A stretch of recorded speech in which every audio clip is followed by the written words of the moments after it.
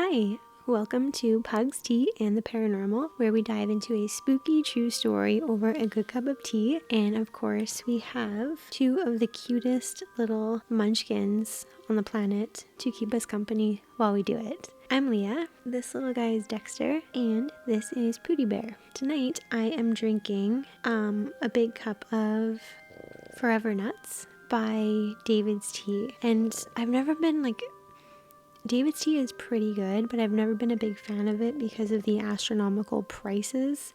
But I recently found a big bag of it at Costco, so the price was right. And that's what I'm sipping on.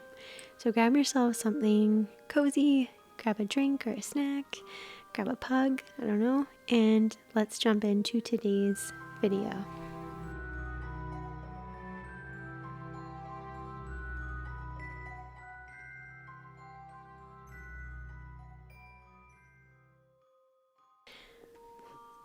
So the Lindley Street haunting is one of the scariest paranormal cases in history, where police, firefighters, and thousands of witnesses observed unexplainable events.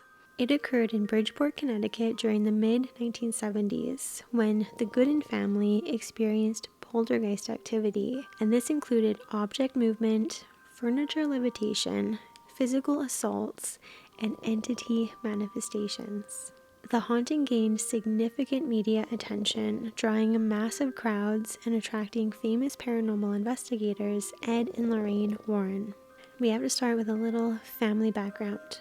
Jerry Gooden, a level-headed Air Force veteran, was working as a maintenance man. He valued family, and he was very close to his brothers. Laura, his wife, valued family as well, but she struggled with social isolation growing up.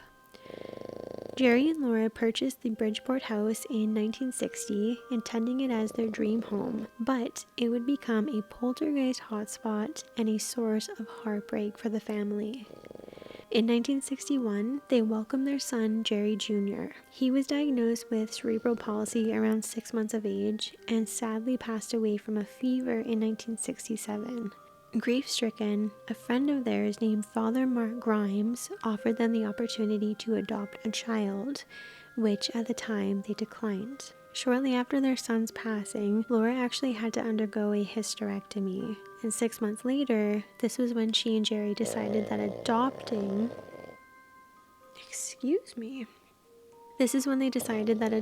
would actually help them with their grief and help them move forward. And in May of 1968, they were matched with a 4-year-old girl named Marcia from Ontario, Canada. Marcia's heritage was Seneca, and the agency chose the Goodens because of Laura's Native American heritage. She was of Bohemian and Cherokee descent. When they met her in Canada, they fell instantly in love and became a family of 3 again. Marcia grew into a sweet little girl with a love for art, but she was very shy and very introverted, just like her mother, and she did have a lot of trouble making friends. Unfortunately, she experienced severe bullying at school, including physical assault by classmates, which actually led to homeschooling. At one point, she was attending a religious private school where she had been doing very, very well, but unfortunately, the tuition had become too expensive and she was transferred to public school, and that was where the bullying began. Now, when she was interviewed during the haunting later on, investigators took note of her very quiet demeanor, and they suspected that she was suppressing and bottling up her emotions, especially when it had come to her troubles with school. In addition, her overprotective parents and their unresolved grief within the family created a pretty tense environment for her. And this is important because in most cases, apparently, experts have linked poltergeist activity to emotionally troubled young women. And this suggested that the family's negative energy may have contributed, even invited, this haunting inside. Translated from German, poltergeist means knocking ghost. Poltergeists, unlike Casper, are noisy ghosts with short-lived activity, often targeting specific individuals. Unlike location-based hauntings, poltergeists can apparently actually cause physical harm. They also exhibit disruptive phenomena such as object throwing, furniture movement, foul odors, slamming doors and windows, electrical disturbances, and even physical assaults. And in the Lindley Street haunting, all of this and more occurred. You okay? So one of the first paranormal events occurred about 1 year after Marcia's adoption. Friends of the Goodens came over to visit, and they brought with them their young daughter named Rosemary to play with Marcia. While the adults were in the other room, Marcia and Rosemary were sitting on the couch in the living room, and suddenly, Rosemary's side of the couch began to levitate off of the ground. The more she reacted in fear, the higher the side of her couch began to rise.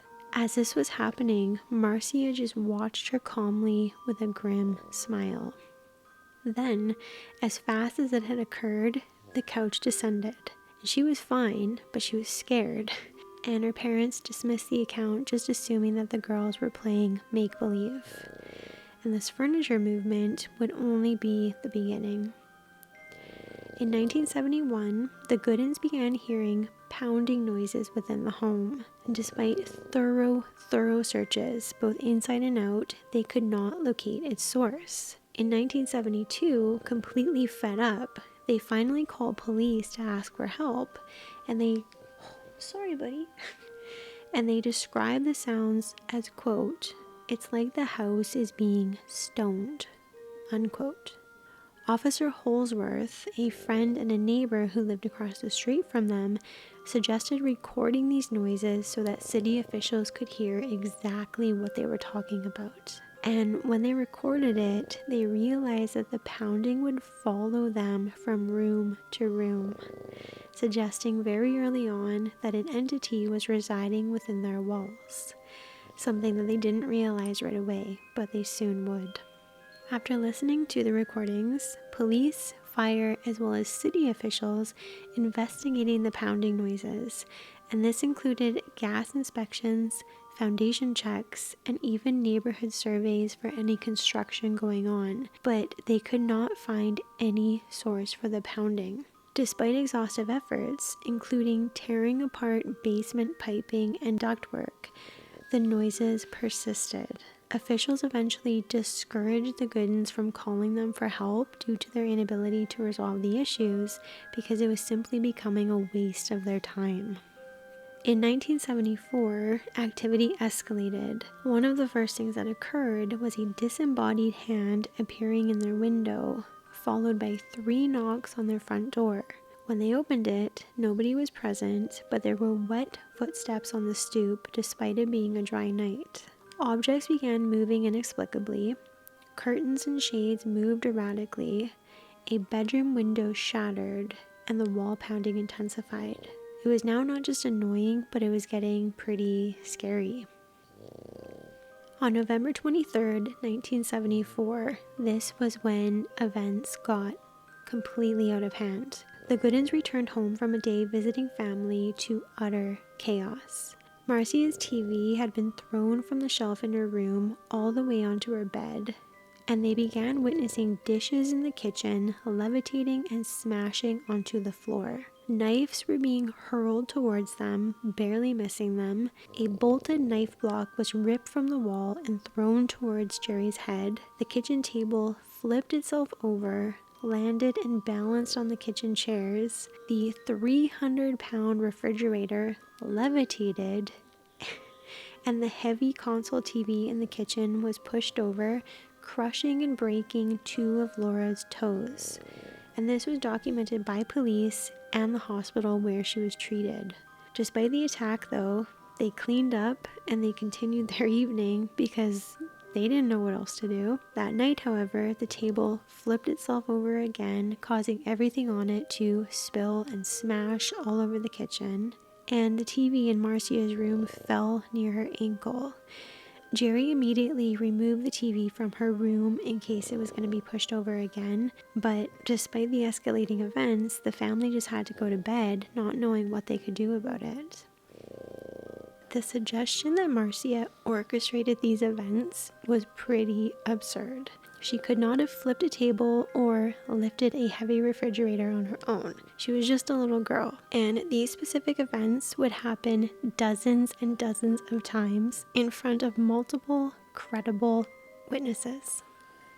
The next morning, the table was flipped again, and the refrigerator had been moved all the way across the kitchen so that it now blocked their back doorway.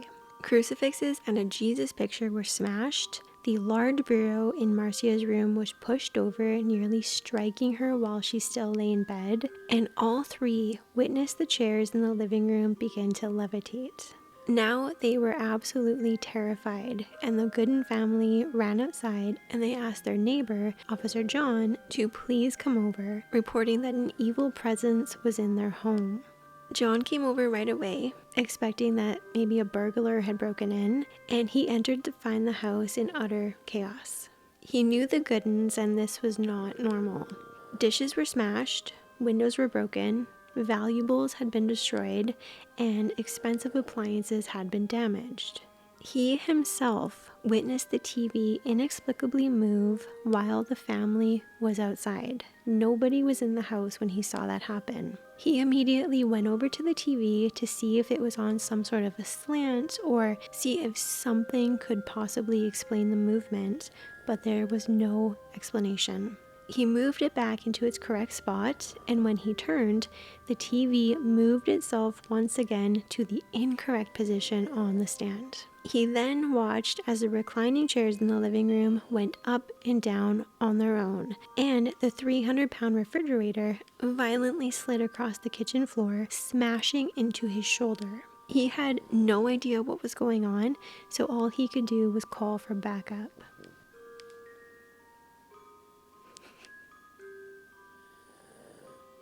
I'm not sure which one of my pugs is whistling, but one of them is whistling right now as they sleep, and it's really cute. And they stopped. So 2 officers arrived for backup, initially suspecting a burglary as well. But they too witnessed the TV start levitating. These 2 officers immediately go to examine it closer. They check under the TV, above it, to see if there is any ropes or cables or anything. They look behind it, but they find nothing.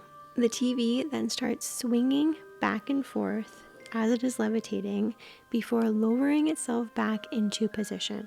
2 more officers arrive, and the 4 of them gather in the kitchen, where all of them witness the refrigerator once again slide across the floor on its own and float 6 inches off the ground before dropping. They look underneath the fridge, they look above the fridge, they start looking in the cabinets above it to see if there is some sort of trickery going on. They even go downstairs to examine the flooring underneath the kitchen, but there is no explanation for how this fridge is moving. It was when a wooden cross detached from the wall swung and struck one of the officers in the head that they called the fire department, having no idea how to proceed with this. Importantly, all of these events occurred while the Gooden family was being interviewed in another room, or they were outside, demonstrating that the family was not the cause of any of it.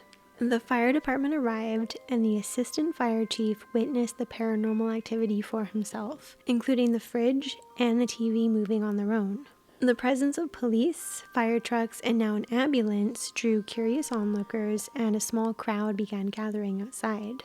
The fire department is also at a loss for words. They have no idea what is going on, so they seek help from their chaplain, who got to the house immediately and said that he sensed something evil. When he witnessed Marcia's chair reclining without her touching the handle, he sat in the chair and he tried to replicate it, but despite his weight, he could not recline the chair in the same way. You had to physically grab the handle and pull it. He then placed holy water on the table, and just as he began reading from his Bible, an invisible force violently knocked the bottle over and threw it. He was so concerned for the family at that point that he called for an exorcist. Shortly after, neighbor Mary Pascarella, a member of the Psychic Research Center and somebody who had extensive knowledge on poltergeists, came over to check on the family. She too believed poltergeist activity stemmed from a child's suppressed emotions, a theory that aligned with the observed phenomena in the house. Many researchers believe that poltergeists are directly linked to what is called the agent theory, and this theory suggests that poltergeist activity originates from a child's own mind. Strong emotions like anger, fear, or stress, when compressed, can manifest as telekinesis. These events are unintentional releases of pent-up emotional energy. It's like the child's mind is accidentally using these strong emotions to move objects, make noises, or cause other unusual things to happen. They are not doing it on purpose. It's an unconscious release of their built-up and negative energy, and it's pretty fascinating to read about. So, when Mary came into the house and she saw what was going on, she wanted to test this theory and see if Marcia actually had psychic powers. She told Marcia that if she concentrated hard enough, she would be able to move a bottle with her mind. And when Marcia failed to do this, the girl became frustrated and threw it across the room. Despite this, though, Mary recognized the severity of the situation and she contacted Ed and Lorraine Warren. Ed was a demonologist and Lorraine was a medium, and they were used to working on cases like this. She told them that she was certain that this was a poltergeist case and the family needed their help. The Warrens arrived and Ed assigned Paul to observe Marcia carefully. From experience, he knew that in a lot of hauntings, children were often the culprits of activity. And even in legitimate hauntings, children could sometimes keep up ghostly activity when events would stop, simply because the attention from it was fun. But they very quickly realized that activity occurred not only when Marcia was out of the room, but when nobody was around to have done it. Lorraine also felt intense nausea upon entering the house, particularly severe in Marcia's room. When the Warren and their group was gathered in another room, they hear a rattling sound coming from one of the bedrooms. And when they go to check it out, all of them witness a crucifix slowly float down from the wall, hover, and land gently on the floor below. This confirmed the poltergeist activity for Ed, and he informed the police superintendent of the paranormal events, but he was quickly dismissed. Following that call, the group witnessed a recliner chair levitate, spin, and throw Marcia to the floor. She had been sitting in the chair when it rose into the air, tilted forward, and did a complete 360 turn, throwing the little girl onto the floor below where she hit her head. Further activity included shattering glass, including windows and light bulbs, tables flipping, chairs flying, wall banging, unexplained knocking on the doors, wall decorations swinging, levitating, and then smashing to the floor, and heavy furniture such as dressers and bureaus being violently overturned, posing a significant risk of injury to everybody in the house. Remember, prior inspections by the fire department found no explanations, and in one final attempt, an electrician and a plumber were called in to check the home over again, but no explanation was found. In their presence as well, the refrigerator levitated and moved on its own, causing the two men to leave the house completely confused and full of questions. An officer attempted communication with the presence after this event, going into one of the bedrooms alone and saying to himself, "If there is something in here, if you can hear me, then move something in this room." Immediately, pictures and decorations on the wall began moving, but the wall itself did not shake. By this point, over 4,000 people were gathered outside the small house. The story had spread like wildfire due to news coverage. People were even arriving to sell food to the crowd, like this was some sort of baseball game or something. While neighbors offered support, the large, unruly crowd, including those breaching barricades to look into the windows of the house, were creating an even more stressful environment for the family. But the craziest thing was that many people in this crowd also witnessed paranormal events firsthand. Through the windows, onlookers witnessed furniture levitating and being thrown. They heard demonic growls from the front steps, and they observed the two cement swans on the stairs slowly turn and move towards each other. This collective experience solidified the belief in a paranormal presence, and it only attracted more people to the little house. Some even vandalized the swans, breaking off pieces to take with them as souvenirs. Back inside, they were learning from Marcia that her cat, Sam, was even possibly in on the haunting. She believed that the cat could talk, and she had heard him do so. And though this was pretty ridiculous, the Warrens did not want to disregard any information about the case, so they decided to talk to Marcia about her cat while trying to get to know her a little better. Marcia was in the basement playing with him, so they went downstairs with Father Charbonneau to talk to her. As they're chatting, a steel rod that had been sitting on Jerry's tool table shot across the room fast, and it headed right for Father Charbonneau's head. If he had not moved quickly out of the way, it would have hit him and caused serious injury. Examination of the table revealed no mechanism for the rod's propulsion, and nobody had been near the table or the rod when it was thrown. Later on, in the basement with Marcia and her cat still, they heard a disembodied voice say, quote, "Jingle bells," unquote, and they witnessed the poor cat's terrified reaction to some unseen presence. Other incidents include Lorraine sustaining a mysterious burn on her hand that came out of nowhere and quickly blistered. A sulfurous odor emanated from Marcia's room, and they could not find the source of it, and the TV fell over, badly injuring Paul's leg. Recognizing Marcia as the apparent catalyst, they knew that immediate action was necessary. By November 25th, police erected barricades and they had restricted traffic due to the uncontrollable crowds. You could only drive down Lindley Street with proof that you actually lived there. Despite these measures though, the influx of people, driven by curiosity and a disregard for the family's privacy, overwhelmed security. Random people and reporters were even bypassing police and literally just walking right into the Gooden's home. They were quickly escorted out, but it was still pretty upsetting for the family. Now, they did let a few reporters in, but it was only ones who presented themselves kindly, and the family knew that they would represent their story respectfully. One such reporter was from the Bridgeport Post, and he was the next witness to the events, when, during an interview in the kitchen, the dish rack slid across the counter and violently flew into Jerry's leg. Ed was now certain that this was the work of a demon, and he believed that an exorcism was necessary. However, some within his church immediately opposed the action, citing insufficient evidence to undergo one. And given the numerous witnesses, including police, firefighters, and investigators, the claim of insufficient evidence seemed pretty absurd. And the insufficient evidence argument fueled speculation that the police department sought to suppress the case to avoid public panic associated with an exorcism, particularly given the still recent release and impact of the film The Exorcist. Now, up until this point, they had not directly observed the entity, but that night, things changed because Jerry saw it for the first time. He witnessed this thing moving through the house and then entering Marcia's bedroom, which is so terrifying. The only way he could describe it was that it was physically there, but it was somehow independent of our physical world.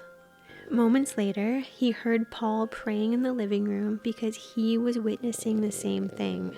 He is watching as this huge, white, cloudy mass walks throughout the room. It's transparent, but it's also somehow solid at the same time. For lack of a better description, they said it was simply not of this world. Interestingly, it reeked of sulfur, and later on, Ed said that this was more evidence of a demonic haunting. Whatever it was, the mass split itself into 4 separate entities, and it was described as exhibiting pack-like behavior, meaning these 4 entities began moving together around the living room, seemingly aware that Jerry was the biggest threat to them because he had begun splashing holy water around. Strangely, Jerry then began chanting in Latin, a language that he had not spoken in over 40 years, and he began reciting entire prayers that he had never even learned. And the scariest part was that everyone in the room said his voice completely changed. he was no longer Jerry. In addition, he was suddenly full of a rage that he could not explain. He began knocking things over and throwing things around the room, and this entity began affecting him very, very negatively, and investigators later believed that this entity could have been at the beginning stages of a possession. The entity suddenly turned and then advanced towards Marcia, and Paul quickly shielded her. When one of the entities attempted to get around him, Paul actually shoulder checked it to protect her, and he realized that this thing had substance. He described it as having a bony and bird-like form. It quickly moved around him, picked up Marcia, and threw her across the room. Fearing for their safety at that point, Paul ordered everyone out, and he called the Warrens from a neighbor's house. And the entity seemingly followed him to this house, once again knocking 3 times at the door. And when the neighbor's young son answered, nobody was there. Ed, Lorraine, and Father Bill returned immediately, and Bill began blessing every single room of the house. In the basement, they observed a shadowy figure solidify, appearing to have horns on its head. I really don't like that. Ed believed that this was the demon, and they concealed the basement encounter from the family, knowing that they had already been through enough at the time and they didn't want to scare them further.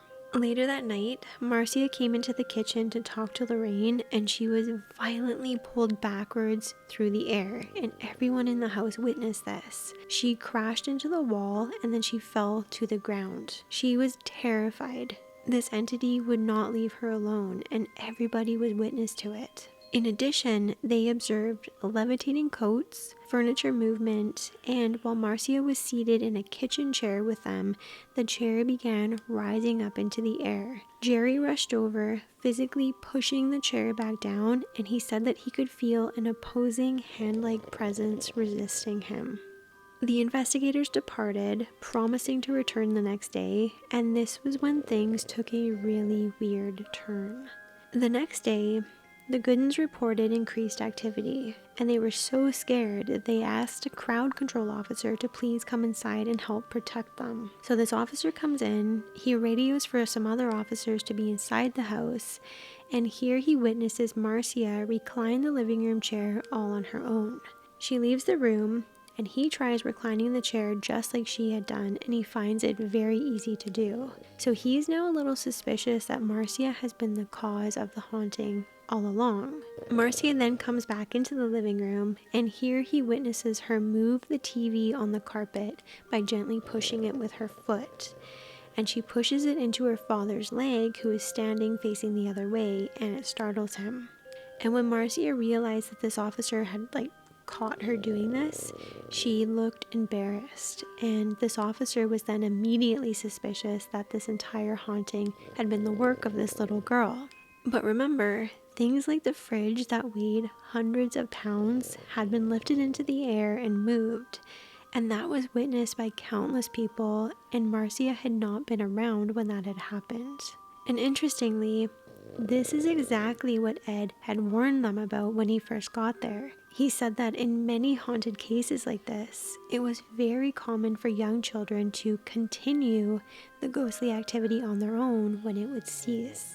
And this was simply because the attention that they got from it was fun. And in this case, Marcia was this sweet little girl who didn't have any friends, who faced a ton of bullying from kids her own age, and having all of these officers and people in the house talking to her and interacting with her, it was all very exciting. And it's possible that even though the paranormal activity was very real, she did not want the fun and attention from it to end because it made her feel special. So whenever the activity stopped on its own, she may have continued it to ensure people didn't leave the house. And I think if you think about that, that makes quite a bit of sense. Also, have you met children?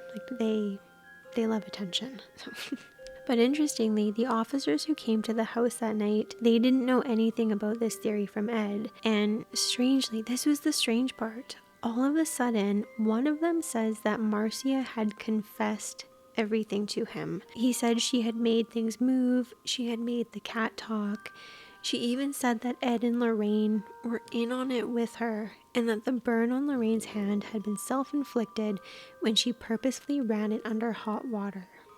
This officer reported Marcia's confession to his boss, named Superintendent Walsh, who then immediately made a public announcement stating that this was all one big hoax. He completely contradicted the collective experiences of other police officers and firefighters who had 100% witnessed inexplicable phenomena. Speculation arose about officer manipulation, with Marcia possibly not understanding what a hoax was or what she had even admitted to.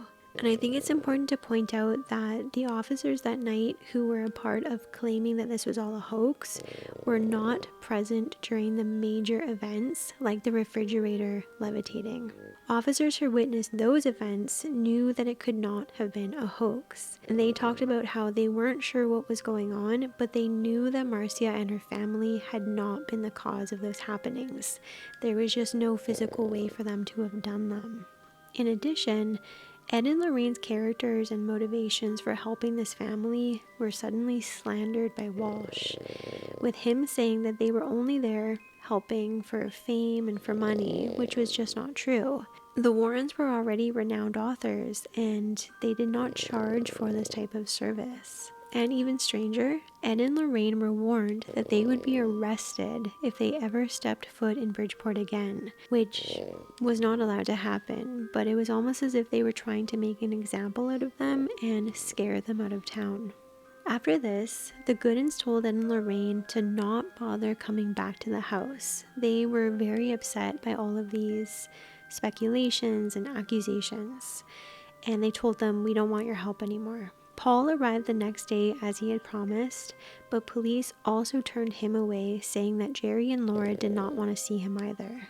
Inspector Clark declared the entire case a hoax, and the Goodens claimed ignorance, despite witnessing inexplicable events, saying, quote, "We have no idea how our daughter was able to carry out the strange happenings. We were just as fooled as everybody else," unquote. This abrupt closure, despite officer testimony, suggested external pressure to suppress the investigation. The after effects were pretty horrendous.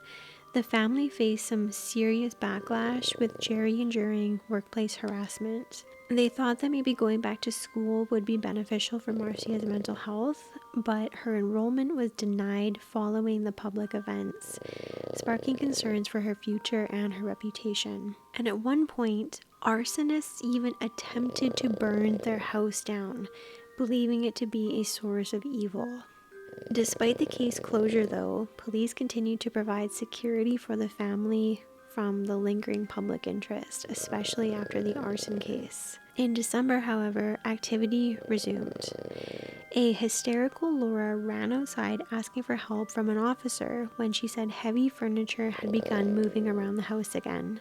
The officer came inside and helped her put everything back in place, only to witness for himself everything move back on its own again. He called for backup, and 2 more officers arrive in the house, and all of them witness a lamp and a table get thrown violently across the room. They see the recliner chair move up and down on its own, and a desk moved as well. And importantly, they all noted that Marcia was not near any of these items when this happened, nor was anybody else. At Christmas time, the Goodens took a much-needed vacation to see family, only to find their home in disarray upon return. And despite police presence outside while the family was away, furniture was overturned, pictures had been smashed, their Christmas tree was knocked down, and decorations had been destroyed. Jerry secured the tree with cement and a wire, with predictably unsuccessful results. He actually took the Christmas tree and he put it into a bucket of wet cement and let it dry. And then he took wires around the trunk, secured them to his ceiling and his walls, and some invisible force still managed to knock the tree over. Whatever this thing was clearly did not like Christmas. On the 16th of December, the family got a call from a man named Boyce Beatty. He tells them that he has experience in dealing with poltergeists and he thinks he might be able to help them. They agree, and they invite him over to start his own new investigation. The investigation, conducted by Boyce and 2 members from the Psychical Research Foundation, involved interviews with the Goodens themselves, the Warrens, firefighters, police officers, and Inspector Clark.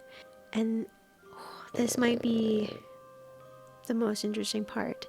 Inspector Clark admitted the paranormal nature of the events, saying that he and his officers knew something unexplainable had been going on in that house, but he had been pressured by Superintendent Walsh to close the case as soon as possible due to public and media frenzy. He had literally been forced to tell the public that it was all one big hoax. And even more on that, a young man who had been dating Walsh's daughter at the time even came forward, revealing that her father, despite acknowledging paranormal activity, had been pressured to publicly declare it a hoax to quell the public frenzy and disperse the crowds on Lindley Street.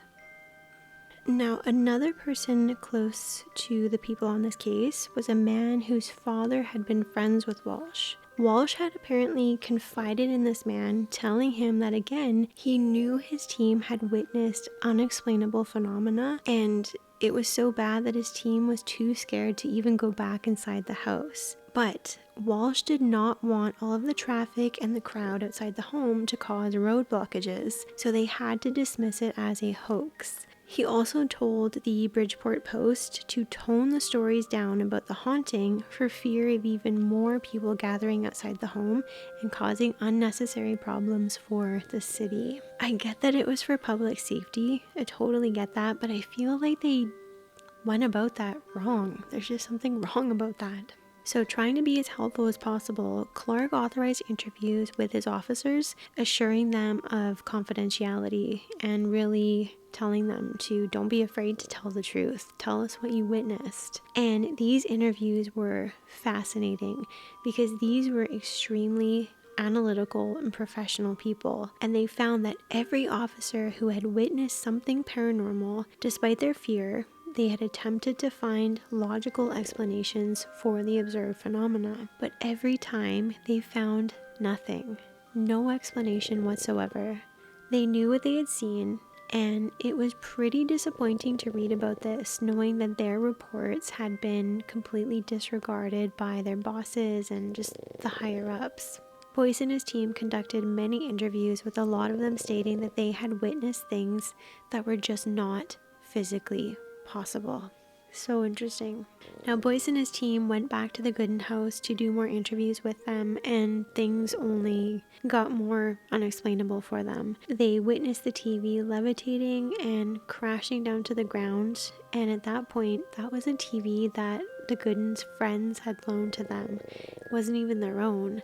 And at one point, they also saw a shelf detach in the kitchen, fly across the room, and hit Marcia in her hip. A year after these events, the Goodens sought legal counsel to address the ongoing negative publicity and try to clear their daughter's name. Despite facing significant property damage as well as damage to their family name, they declined their lawyer's suggestion of charging for interviews. And that's interesting because they were in a position to make a lot of money off of this. But still, they said no, simply prioritizing an end to the ordeal. They did not want fame or money, they just wanted it to end. Once again, they believed that going back to school would be beneficial for Marcia's mental health and a good first step at moving on with their lives. Boyce and Father Charbonneau believed that the entity in the house fed off of negative energy, so if Marcia could have a good experience in school, they too thought it would be helpful. They contacted the public school board on behalf of the Gooden family, and after explaining the situation, the board actually gave them a scholarship to help pay for Marcia's tuition to get her back into her private school that she had loved so much at one point. And the team had been correct. Marcia was very happy there. She started to flourish, and the events slowly but surely settled down. However, the family was still having a lot of issues. They faced constant ridicule. Jerry believed that he would never be able to get a good job in the area again. People constantly broke their windows on the home. They egged the house. They damaged their car, even slashing their tires. And they put the house up for sale, but it never sold, which is actually pretty surprising. But they were thankful that the paranormal events had stopped. Marcia was happy in school, and they were still just trying to put everything behind them. Publicly, they never talked about the events again, and Jerry and Laura lived in the Lindley Street house up until both of them passed away. Laura died in a car accident in 1993, followed by Jerry 4 years later due to natural causes. Strangely, both of their obituaries had zero mention of Marcia.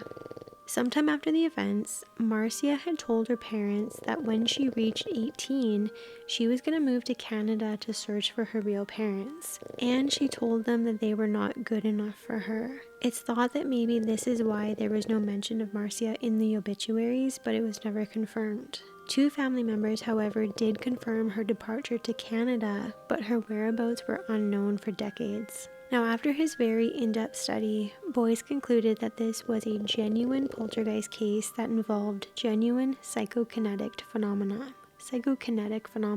The cause, however, remains debated, with theories ranging from Marcia's alleged psychokinetic abilities due to pent-up emotions to demonic influence and even unknown paranormal forces, ones that are unexplainable and not yet understood even by paranormal researchers. Paul Eno, who after leaving his church went on to become a paranormal researcher, believed that this was the case. Now, according to him, paranormal events like this one may have something to do with the multiverse. Now, this is not a proven theory in space study or physics or anything. It's just that it's a theory, but it's so fascinating. And this theory states that every single possibility that could happen is happening in another universe right now. Like, instead of me doing this podcast on ghosts, I might be doing another podcast on like mountain goats or something, and instead of having pugs, I have a cat and a bird with me. Every possibility is currently in existence in another universe at the same time as this one. And sometimes researchers believe that these parallel worlds get crossed over one another and they actually share the same physical space. And if this is true, it's possibly an explanation for paranormal activity. But in this theory, it does not just include humans and life forms that we know about. It includes other creatures and life forms that don't exist in our universe, like terrifying life forms that we would consider monsters, or maybe you guessed it, demons. And with this idea, Paul believed that the Lindley Street haunting was due to something that he refers to as parasitic attacks. He said that some of these life forms can move between parallel worlds, and they often move in packs, just like the 4 entities that they saw in the Gooden's living room that day. And when they cross worlds and enter into ours, they begin to feed off of negative energy, and the negative emotions in the Gooden family home basically smelled like a roasting turkey on Christmas Day. And his theory even explains things like the heavy refrigerator moving on its own. He did not think that a poltergeist was moving it.